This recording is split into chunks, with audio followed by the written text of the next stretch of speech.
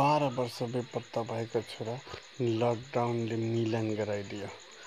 अभिभावक खुसीको आँसु। बेपत्ता छोरा 5 वर्षको हुँदा नेपालको दार्चुलाबाट हराएका थिए। दार्चुलाबाट उनी भारतको हरियाणामा होटलमा काम गर्दै थिए। पछिल्लो समयमा लामो समयको लकडाउनका कारण खान बस्नको अभावले धेरै नेपाली कामदारहरू घर फर्किने क्रममा भिडमा उनलाई पनि नेपालगञ्जका रूपमणिया नाका हुँदै कैलालीमा फर्काइदियो। कोरोना भाइरसको असरमै बाबु छोराको मिलन भयो। बुढाका बा भन्छन् कोरोना भाइरसलाई धन्यवाद।